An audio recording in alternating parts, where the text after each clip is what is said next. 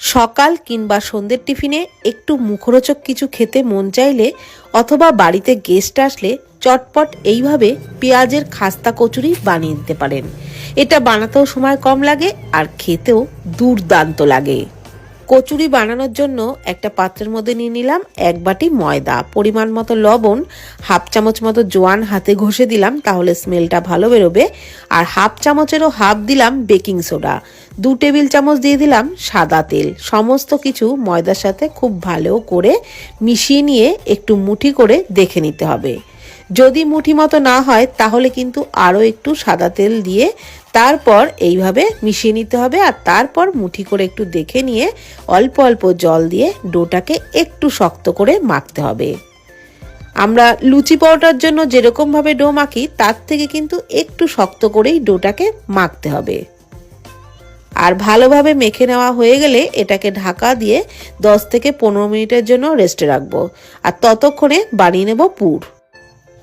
Frying প্যানে 4 table চামচ সাদা তেলের মধ্যে দিয়ে দিলাম হাফ চামচ গোটা জিরে, 2 পিঞ্চ মতো হিং দিলাম। ফোড়নটাকে ভালোভাবে তেলে নাড়াচাড়া করে ভেজে নিচ্ছি।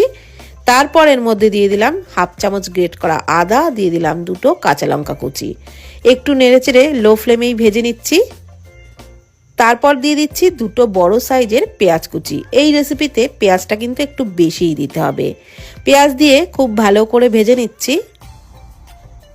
পেঁয়াজ বেশি লালচে করে কিন্তু ভাজছি না, মোটামুটি একটু নরম হয়ে গেলে একটু হালকা গোলাপি কালার চলে আসলেই এর মধ্যে দিয়ে দিলাম 2 টেবিল চামচ বেসন।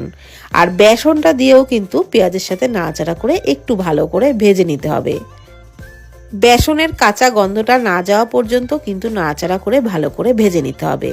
পরিমাণ মতো লবণ, হাফ চামচ করে হলুদ গুঁড়ো, লঙ্কার গুঁড়ো, আর দিয়ে দিলাম ভাজা মশলা হাফ চামচ। জিরে, ধনে, শুকনো লঙ্কা শুকনো খোলায় ভেজে গুঁড়ো করে নিয়েছিলাম, সেটাই হাফ চামচ মতো দিলাম। দিয়ে দিলাম একটা বড় সিদ্ধ আলু, হাত দিয়ে এইভাবে একটু মেখে দিলাম। আর আলু দিয়ে সমস্ত মশলা আর পেঁয়াজের সাথে নাড়াচাড়া করে কিন্তু ভালোভাবে ভেজে নিতে হবে।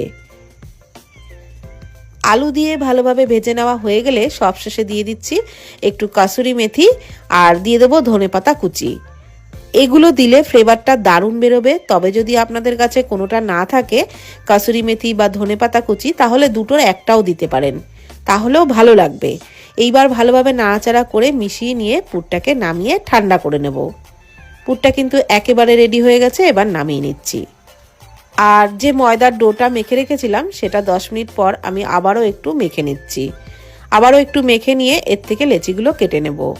আর রুটির থেকে একটু ছোট সাইজের করে লেচিগুলো কেটে নিচ্ছি। লেচিগুলো কেটে নেওয়া হয়ে গেলে